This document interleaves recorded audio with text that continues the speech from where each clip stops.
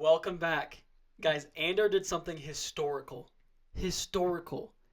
Andor is the first show in history to have 5 in a row episodes with a 9.5 or higher on IMDb.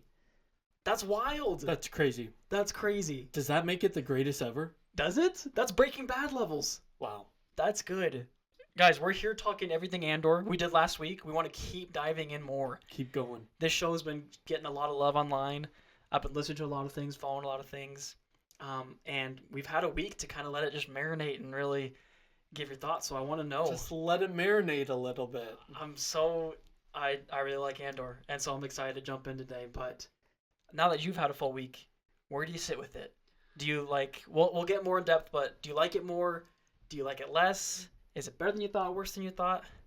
Yeah, I think it gets better with time. Really? It's aging like fine wine? I don't know what fine wine tastes like, but if I did, I could imagine it being called Andor. Look at that. New brand coming. Yeah. The most interesting man, Andor. Yeah. Little Cassian. Hey, would you like a little Cassian with your fish? That could be good. Could be good. That could be good. Yeah, no, I really like it. I think I like it more now that I've had a chance to think about it. And True. I think I'll like it better on a rewatch. So I'm too. excited for that. I'm excited to dive deeper, but just to reiterate again, that's crazy though. Those ratings, I kept seeing those flying around, and I was like, oh wow. Yeah. Those last 5 episodes of the season 2, so that's crazy. Crazy. Andor. Yeah, let's get into it. We have several different things we want to go over, and more in depth on both seasons, the show as a whole. So talking about like, if this show really is as good as everyone is claiming it is right now, you know that we get a 9.7, we have 9.6s. You know that 5-episode run. You know, if there was one more in there, might be a double three-peat. Called the GOAT. MJ. But is the highest 9.8? The highest is a 9.8. Okay. Last time I saw, things might change. I'm pretty sure. I was seeing that there were 200,000 people that have already reviewed it, so I think there's a. Is there really? Yeah. Mm-hmm. Oh my gosh. So. Oh my goodness. That is Breaking Bad levels. Oh my gosh. It really is. So with that in mind, I'd love to hear what are your top 2 arcs from each season. And then let's pit those against each other to like find the best arc. We're back. A little bracket action maybe? Just a little bit. That's some of our favorite things to do. No, yeah, if you guys don't know, haven't seen the show, first off, go watch it. But both season 1 and season 2 basically follow a similar 4 main arcs of each show. Yeah. The last one, obviously, season 2, if you watched it, was all the year jumps between like 3 episodes, year jump, 3 episodes, year jump, and so on. Season 1 has a slightly different. After the Aldani heist, they have a little connector episode, and then it's the Narkina 5 with the escaping and the prison arc, and then the finale. So, but they have 4 major arcs. So, the top 2 from each, you said. Yeah. Okay, let's go season 1 first. Yeah. So let's walk through a little bit more in depth what those arcs are. So first we got the Ferrix intro. You know, Cassian's an outlaw. We got Morlana 1. That whole thing. That ends with Cyril trying, in his failure, I guess, so to speak. Getting demoted, all that fun stuff. Then we have the Aldani heist. Great stuff. Yeah. Great stuff. Really good. And then the Narkina 5 prison arc. Get a little Andy in there. So good. One way out. And then the final, like, Ferrix, Marva's speech. Finale. And I didn't realize, too, like, I forgot, everyone's kind of there. Yeah. Like, Dedra's there. Luthen shows up. Like, obviously Cassian, so it's fun to see everyone. That's the little. So of those 4, which would be your top 2? So obviously this is going to be obvious and it's going to be hard to beat. It's for sure Narkina 5 One Way Out is the best arc of that show. I've heard a lot of people say the finale of that show or of season 1. Okay. Of season 1, yes. But for me, the Narkina arc is the best arc of season 1, without a doubt. With Kino Loy, everyone's fan favorite. There was all those things floating around. They were asking Tony Gilroy to be like, he thought about it. I saw a few interviews. He was like, maybe we'll have Andy Serkis. We tried to think, like, is there any reason? But they were like, there's no good reason to bring the character back. it has a great ending with that I can't swim, and so Yeah. it was well lived. But I have not seen a better, like, I was thinking about this earlier because what Andor does great, and why often people call it like adult Star Wars or like it's a little more mature or whatever. Yeah. I think really what they mean is that it takes its time.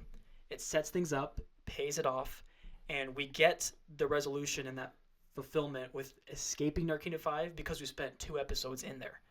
And we get to know many of the prisoners, we get to know their names, what it works like. We see all those rumors that like, we heard this on level 2, we heard this, like, it's so fun to like build that up. And so then them escaping feels so earned. And I think it's so great because it's like, it doesn't just happen like that. Like, I like how it takes them almost like a good like 2-3 minutes of them getting a blaster, getting up on that first like, lowered thing. Yeah. Lowered like level when they go into their little workplace. And so I love just how they slowly get there. Obviously the speech. So that's for sure going to be number 1 for me. Okay, number 1. Okay, number 2 arc of Andor season 1, or my second favorite. I'm gonna go the Aldani heist. That's a good one. It is good. Like I need to rewatch these. Yeah. And I think the finale is still awesome, but the Aldani heist is so focused, and I like those group of rebels so much. Yeah. It's like just all new characters were just thrown into it. Andor's completely new. First time we meet Vel. And Cinta. And Cinta, yeah. So I forget she's another survivor of that. Yeah. But we get Nemec and his great, like, he's just young and optimistic, and everyone doesn't trust each other, but they're practicing it. Again, the plan and the payoff. They take the time. So the heist itself is obviously, like, the end is the best episode. Yeah. But the 2 episodes previous, we see all the struggles. Cassian gets mad at him at one point. He's like, you guys don't even know how to fly this. He's like, did you even check if it's like, he's like all like, dude, you need me. Yeah. I like to pilot this thing out. And so they're all, it's like, it's a little risky. And what I love is how it fits into not only the bigger Andor, but the start, like, it feels like the spark of the rebellion. And because I was thinking of that earlier, because we get some good moments at the very end when Luthen finally, he's like, he goes back to his little radio and he hears it. Yeah. And you can see him, like, he kind of smiles and he's like, oh, we did it. Yeah. And you see it, like, throughout the Senate, other things, to be like, did you guys see that? Like, it was like news. To be like, the payroll was stolen, this happened, Aldani, it's a group of rebels, and everyone's like, whoa, gets people talking. Mothma is like, exactly, yeah, like Mon being like, was that you? Yeah, she asked that, like, that moment. So I was like, I like how that kind of sets up the forward progression of the rebellion. I'm not sure, again, I'll have to watch Rebels, and we'll have to, in our watch order, I want to get everything else, but I want to kind of pinpoint where does that fall on the scale of, like, the start of the rebellion. Yeah. Because I don't think it's probably not accurate to say that's the actual start, but it's for sure a big spark. Huge. And so, I mean, all those credits rolling in, like, that was huge. Some cha-chang, get paid. So yeah, those are my 2 top arcs from season 1. So Aldani and Narkina 5. I think those are both high quality. I think they deserve to be up there. That's a hard one to, like, pick through. Like, do you do the finale with Marva? It's true. Versus like that.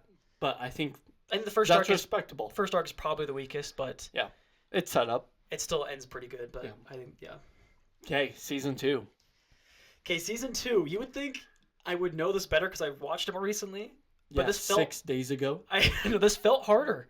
Yeah. Obviously, it's the Gorman Massacre is my number 1 favorite arc. Yeah. That is money. It's, again, same thing with the plant payoff thing I was saying earlier. The slow build.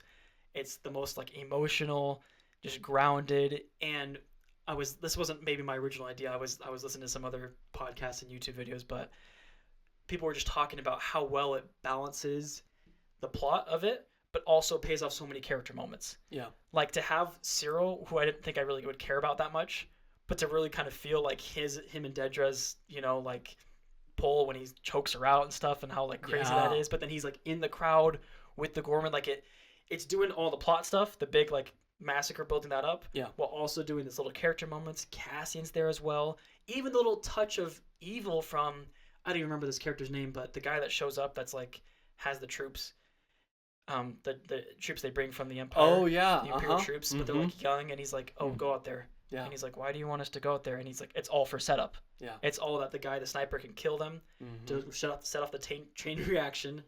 And he's like, that was totally a plant to be like, yeah, they shot first. Like, what we were supposed to do. We're like, these Gorman, they're activists. Like, it's such good propaganda. And you're like, oh, wow, that's evil. Yeah. That's crazy. Like, who shot first? Literally their own version of Star Wars. That's good. Yeah. Was there 2 shooters? There's only one, as far as we can see. We'll see another angle, but no, but yeah, so I think that's just built up so well, and it does so many things simultaneously.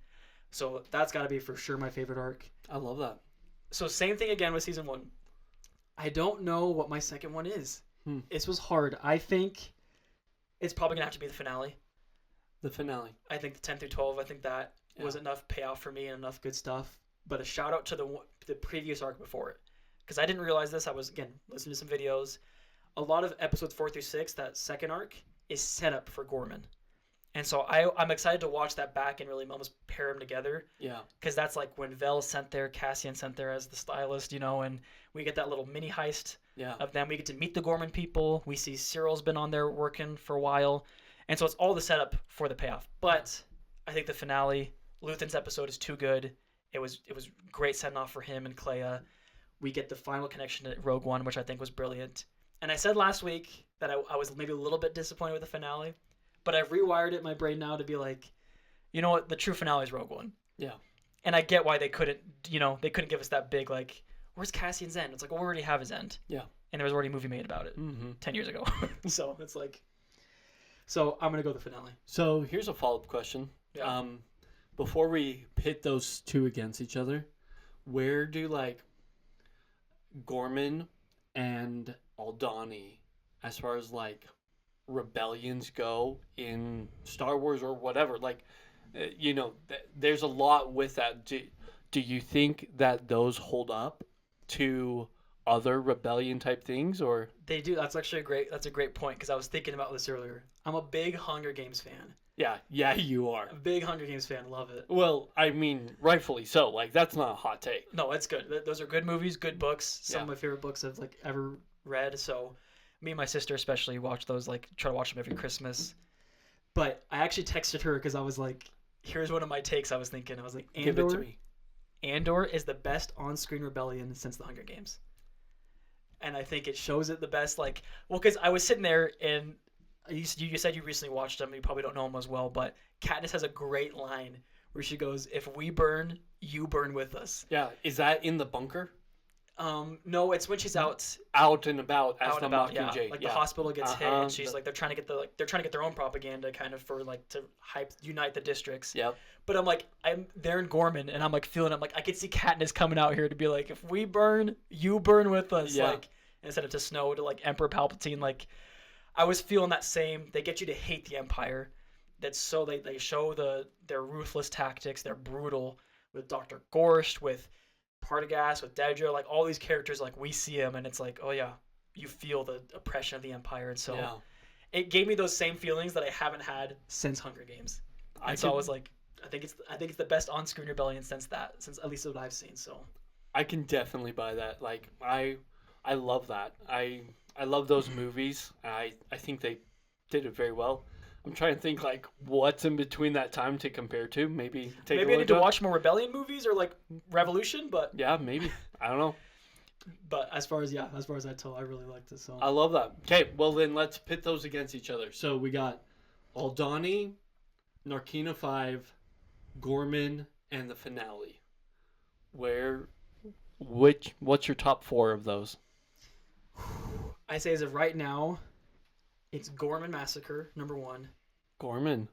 It's Narkina 5, number 2. Okay. I'm a sucker for One Way Out. Yeah. And I think 3, 4, I think it's season 2 finale 3, and then Aldhani 4. Aldhani 4. I think so. I think just because the ending's too good, the finale, the payoff, the Death Star hype is too much in that last one, and I love it. So yeah, that's how I would rank them. Wow. Okay. So would you do it different or no? I think I'd do the finale second. Yeah, you would do Gorman. Probably Gorman Massacre, then the finale. Then the finale of season 2. Then Narkina 5, and then Aldhani. If those are like my top arcs, which I think they are.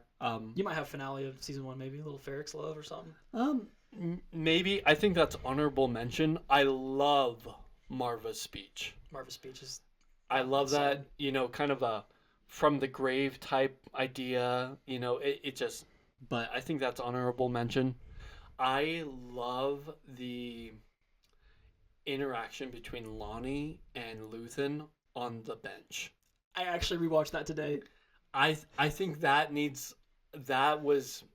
pivotal. You know, that's a hinge point in the whole rebellion. And they have to fact check that because they're like, maybe he's lying to us, you know, maybe Luthen is the spy, you know, all this stuff. And so, but like, that's like the big plant slash payoff. Like, that's the plant for Rogue One, but that's the payoff of the whole two seasons. So I think that is for me, like, It sets up New Hope well too. yeah, Yeah, I love Narkina 5. I love all the things associated with that, but you know, you take those last 3 episodes and you just take that one moment and then passing it on to Clea, and she's like That's trying so to good. memorize it. She's like, okay, Kyber crystals, Jeddah, you know, I know, Scarab, for you know, reals. trying to like lock it in because now she has to go kill the guy, you know. I know. Anyways, I think I would probably, I don't know. Those were they really did a lot of good stuff. We'll have to go all 8 arcs and do a little bracket for them. Yeah, I think we'll do that later. I would love that. We should do that. Yeah. Well, that brings us to a good question that I had, because I was gonna say I like how their finale to connect to Rogue One wasn't so much of like who, instead of like that passing the torch of like that information.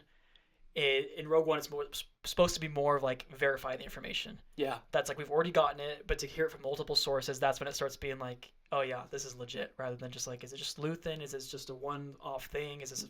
Are they feeding us faulty information? Is the ISB, you know?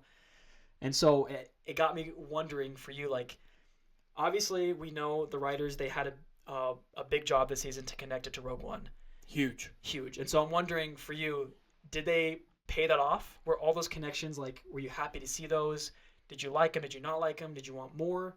What were your thoughts as far as season 2 connecting to Rogue One? Yeah, great question. I kind of have 2 buckets where it's like introduction of a character or a like moment that we find in Rogue One, and then the setup of, you know, different things, if that makes sense. So it's like the first time we meet the character, how they grow, how do they develop into Rogue One, and then, you know, kind of like the setup of like the actual like rebellion in the story. And so going this first bucket, like first time meeting Kay, I loved Kay in Rogue One, but I love him so much more. He's great in Andor. Like when you first see those Imperial droids come up, and there's like the 2 of them, and they shoot them. We all know one of them is Kay, you know, but I just the scene that kind of went through my mind was like Interstellar, where it's like, okay, Tars, let's turn the humor level down to 75%. You know, That's a great. but just like that's kind of how I feel like about Kay. Like I love that introduction. I love them like working on it. You know, they have their blasters all pointed at him when he wakes up, you know, and even just like I love that introduction. I love this like protective nature of him. Gets his own hallway scene. Gets his own hallway scene. Add it to Maul, add it to Vader, add it to Luke. Like, have you seen the thing where it's like whose hallway scene is best, and he's like part of oh, that? that's funny. Yeah. Another good bracket idea. Another great bracket idea. But yeah, I loved Kay's introduction, and like he's not super pivotal, you know, he's a droid, but like I think he's one of the like most endearing characters. I loved what they did with that. Another is like I loved like Mon Mothma's like introduction as a character, specifically going into Rogue One and A New Hope. Because yeah, we see her in Clone Wars, we see a little bit of her in Rebels. Spoiler alert. Still need to watch. You still need to watch it. We need to get through that. But I love like where she's the like public face of like, no, I'm here, I'm a senator, I'm here on board trying to like bring peace. We have the energy deal, and you know, she's like publicly like More the face of it. more the face, but not the face of the rebellion, but like as a supporter, like can't make any waves, but in the background she's like scheming and dealing and being like doing the stuff with Tay and being like the big financier for everything. And I think that provided a richness to her character that I really loved. Going into Rogue One, where like Jin comes in and is like, "You're not doing anything," and I can just imagine Mon being like, "You have no freaking clue what has been done, what is going on. You just showed up and you're this entitled girl, you know." I can imagine that. So anyways, I just thought there was the introduction and setup of like Mon and her struggle with her parent, with her daughter. It's true. It's an underrated part of the whole show. Totally. Like, I think even looking back, I think I'm going to enjoy the wedding scene more and other stuff. Because I think at the time I was kind of like, oh, I want to wait till how it ties in. But yeah, she's got a good little character arc. And I didn't even, quick little just note, I was seeing this floating around the internet, but I didn't know she has a deleted scene in Revenge of the Sith. Yeah. Did you see that, like, floating around? Yeah. And I was like, and it's the same, like, she was like, oh, it's the same, she was the same actress. And she was like, I'm just glad they asked me back or whatever. Like, yeah.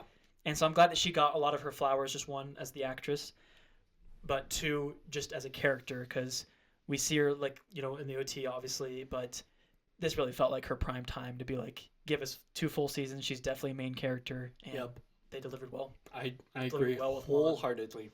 So the other bucket of, like, the story as a whole. So I mentioned this last week that there's, like, little rebel cells that I think are all independent of each other, as kind of like you say, the spark. And we start to see the overarching like build up to Yavin. And so looking at how Rebels did that, you know, it kind of starts this very small thing, fed up with the Empire, all this stuff, and then you kind of like, as you grow, build up into that. And I think they did a phenomenal job at building up the story in connecting to Rogue One. I think the payoff, the question of like, did the payoff work? I think it did. No. And you start to like bring Mon away, you know, the rescue scene and everything associated with that. And then those last moments in the finale of like, here's all the information. I don't know if you've seen this floating around the internet, but like Andor, Cassian is like the messenger.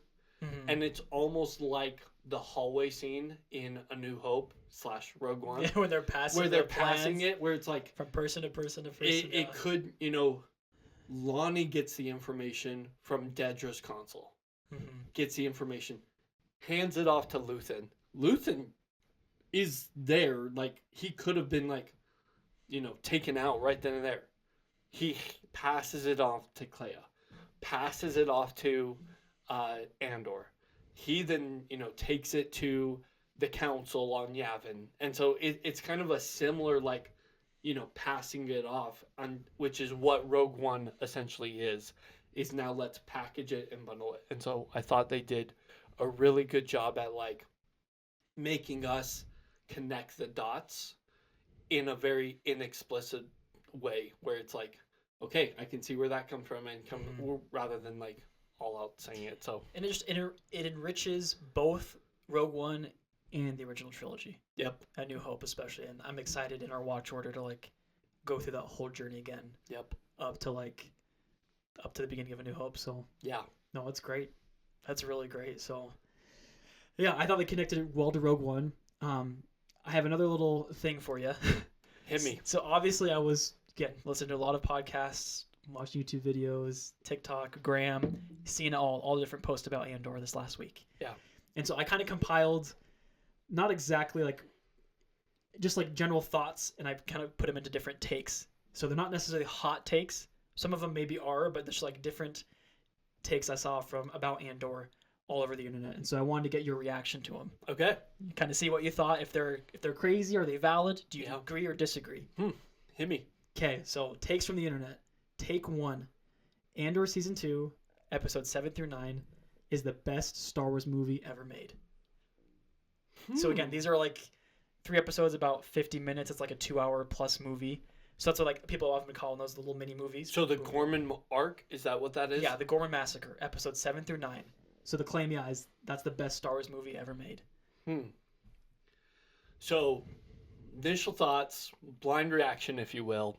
So, we go 8, 9, 10, 11, 12. Yeah. So episode 8 is the first. It's 7, 8, 9.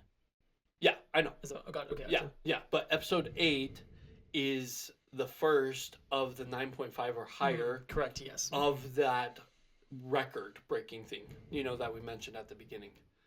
And so, thinking about that, I compare it to Clone Wars and the finale, and they do a 9.7, a 9.8, a 9.8, and then a 9.9.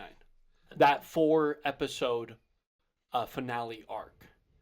And so, if we're talking best, I think, you got 7, 8, and 9. One of them doesn't make the 9.5 or above with 7. And then you got 8 and 9 doing that. I think that if Clone Wars series finale had one more episode, I think it would have done the exact same thing.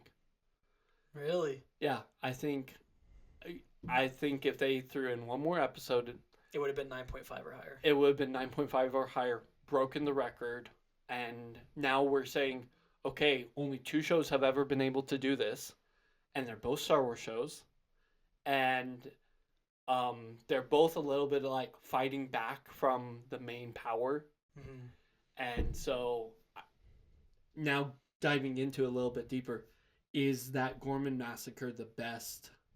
Is that better than the reveals and the fights that we have in Clone Wars? Personal opinion, I would say no. I think that is better. And do you think it, like, as far as it holding up to Revenge of the Sith, Empire Strikes Back, A New Hope, the actual like feature-length movies, does it have a chance at it, or because it's in a TV show, is it? I think it does. Somebody once said to me, it was funny. I was going to a crawdad boil in the summertime a couple years ago, and I stopped at a gas station to get some gas. What? Don't judge me. Of course, get some gas. And the guy is like, the gas attendant is decked out in Star Wars gear. Has the Empire symbol on a black shirt, and he has like tattoos that are all Star Wars. And so I asked him, I was like, so what are your thoughts on Clone Wars Season 7 and the finale? And he said, I would take those 4 episodes over any of the sequels as a movie.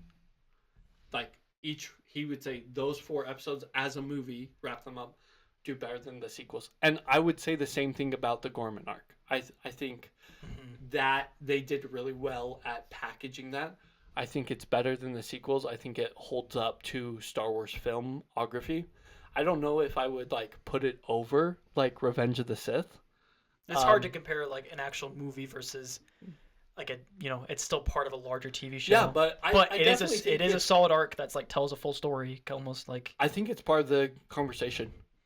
And I need to watch it again, but yeah, no, I definitely think that not all season finales or arcs should be in the conversation, but I definitely think that Clone Wars should be, and I think Andor would be, and I don't think I would add any others as like movies to be in the conversation. Okay. So there's my raw takes. I like it. Yeah, I've seen that flying around a lot. Not a lot, but I've seen a few people say that, like the best movies. No, that's a good take. It is. Okay, hit me with the next one. Okay, take number 2 of takes from the internet.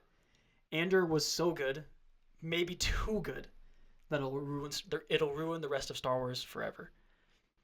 So, just to explain that a little more, I've heard people just say no future project will ever top it.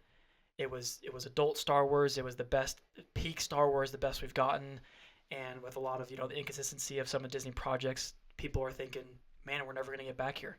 So kind of what's the point? Where does this leave us? And so I've heard people say that like it's going to... Is it almost a bad thing that Andor was so good, or it was so different or too dark, gritty, realist? So what's your thoughts on that? Yeah, I can definitely see where people are coming from with that. Just initial thoughts are, we said the same thing about Rogue One. where it's like, really, were people saying that? I yeah, forgot. yeah, I definitely think I had friends that said it where it's like, wow, this is incredible. I wasn't expecting it. I don't think Disney can ever do anything better than this. Um, and I think, yeah, they're connected, but I think Star Wars is good because of good writing and good like character development. But at its core, Star Wars is a conflict, obviously in the title. But and so if you can tell a story where there's conflict, whether it's lightsabers, blasters, blowing something up, I think that's what makes a good Star Wars story Mm. is obviously good writing, more of that epic feel that Lucas wanted to do, but also that there's this kind of like obvious conflict of like not necessarily like good and evil, but like there's definitely sides and that gets people thinking. And so I think Andor capitalized on that and figured that out. I think Tony Gilroy was able to do that. And so I think anyone else could do that about any other story. And I think Acolyte tried to do that a little bit. That was their point is like we're going to tell a different Try story something different. Yeah. and it's not even going to be connected to the Skywalker saga at all. I think they missed one of the parts is like You think they missed? okay, let me rephrase. I think the one of the things that made the miss was they didn't it wasn't like clear cut like that conflict. And it just seemed a little bit more gray area, which not to be say that you can't have a gray area, you know, Darth Maul, Mace Windu, he's a gray area type character. Same with like Rey. And so I think you can do that, but I think it needs to be clearly defined sides in a conflict and then that good like story development and writing. Then I have another follow-up question for you. Okay. Because I think I mostly agree with that. But I'm curious to say, because with that, I've also said, people, what does the future of Star Wars look like, though? Like, where does this take us? Will we see more adult, kind of dark, gritty, realistic takes like Andor? Will it be more, maybe more for kids, stuff like that? Will we just see a myriad of just different stuff as we've kind of seen or where does this leave Andor? What's the consequences of Andor being this good and also very different from, I think, past projects? How much do you want me to spoil something for you? Is it, I don't know. Don't for Rebels? I don't know, maybe. It's not for Rebels. No. Wait, okay. There's stuff you haven't seen more than just Rebels. Okay, true. I think that's what they're trying to do with Ahsoka. No. I think Filoni and Favreau are trying to do that. And there is a very easy way, I think, if they do it right, that they can do something separate from, the traditional story that's been told. And I'm not going to spoil that for you. Okay. But I think that's where it's trying to be a little bit more gritty, a little bit more adult. Kids can watch it, but there's more intense themes. And so I think they can. And so I think like I said, any project could do that, whether it's High Republic, whether the First Jedi, whether we even get, stories of planets within the rebellion that we've never even heard of, on the Outer Rim, whatever. Like, I think a lot of stories could come about if they, like I said, get that conflict right and get that storytelling. So I definitely think they can. I think that they are trying to have that balance of like, some projects that are like Skeleton Crew, where it's like I have heard good things about that though. Like Star Wars, Stranger Things, and then you get more of this side. But I think it's definitely can happen. I've heard too people say that Star Wars is a good place that you can try multiple genres. They liked The Mandalorian; it felt a little like a Western. Yeah. Andor's a gritty, political kind of thriller. And so, I mean, for me personally, I'd love to see like Star Wars horror. I think you could do a lot of cool stuff with that. But I mean, I would love to do different. Like I like the animation, I like the live action, I like the movies. Star Wars now where it's at has grown so far. Like I'm happy to welcome new projects. I just want them to be thought through, have a plan, and at least decent writing. But Welcome to the light side. You've been living on the dark side for a been while on Star Wars. So, okay, the last take I have for you on the internet from the internet is just Andor overall being overrated. I've heard people say that it missed the point of Star Wars, that they wanted like Star Wars is more Force. It's a little more, good guys, bad guys. I mean, even though that was that, but like not as like realistic and gritty. It's lightsabers. It's even I've heard people say we need more aliens. Like even just that, something as simple as like Star Wars is supposed to be a little more weird and kind of crazy, and like. So, do you think that is a valid take? Do you think that's just dumb? I don't know. I'm curious your thoughts. Yeah.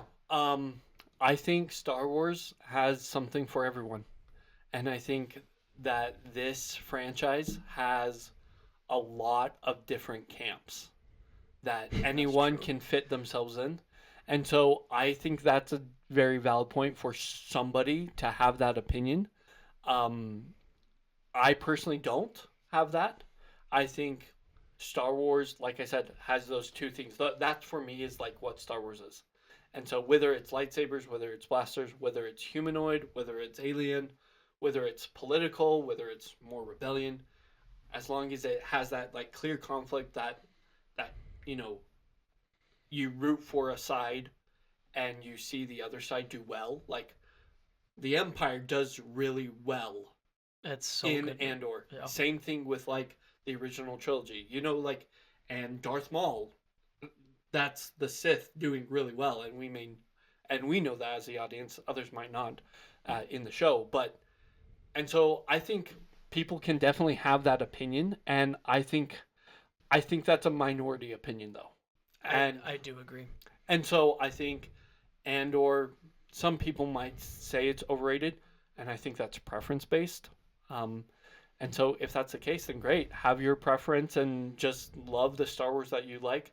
But I think having that more open-minded, broad spectrum allows you to enjoy the projects that are coming out.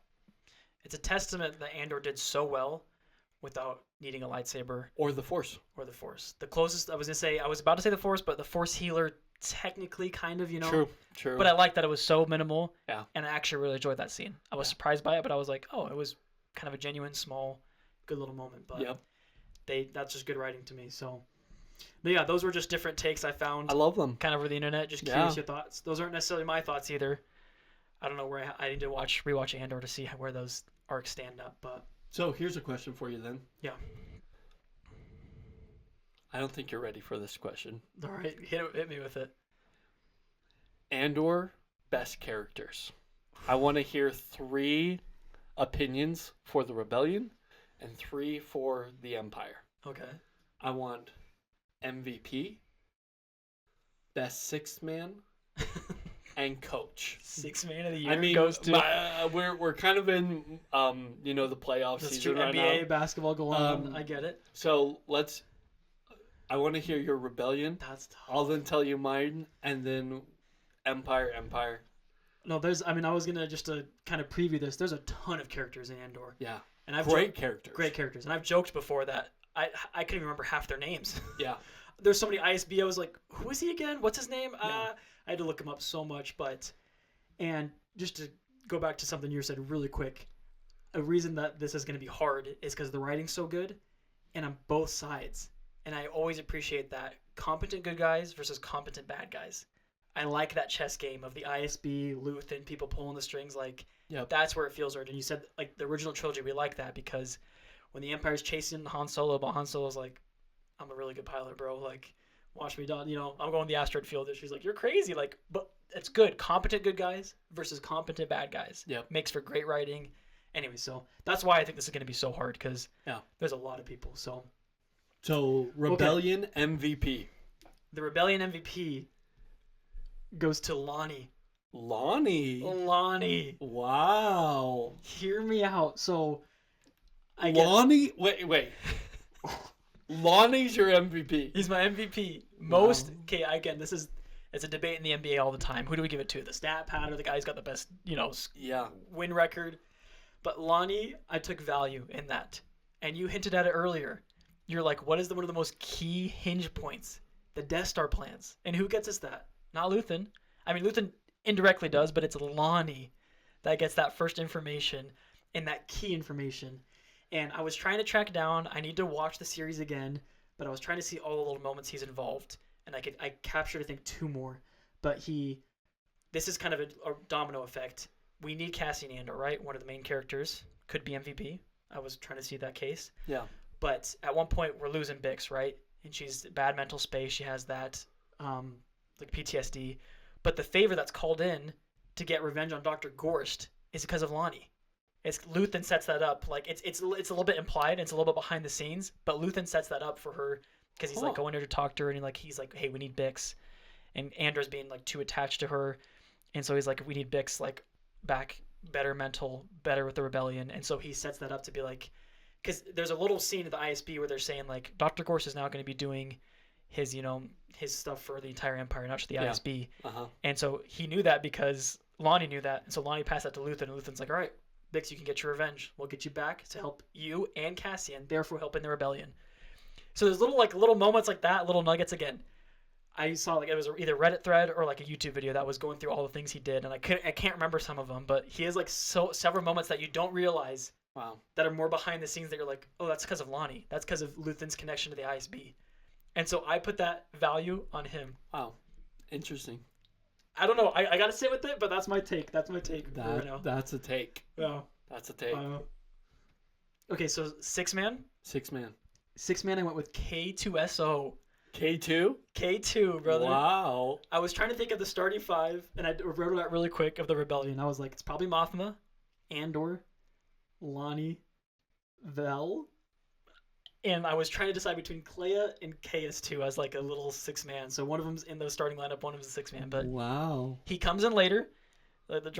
He's there later, K2, and so he's not there. He's not playing the whole game. I feel like it's a good substitute. A little fourth quarter, we need a little stretch. Brings the muscle. He comes in clutch. I'm like, I think it's a perfect 6-man. Wow. Okay. And coach. And coach, it has to be. It just seems too obvious. Luthen. Too many, like, the string pulling, doing everything, setting everything up. He's the guy that's drawing up the plays. I mean, for as important as Lonnie was, Luthen, maybe even. I almost wanted to put him MVP. I don't know. It was tough. There was a lot of.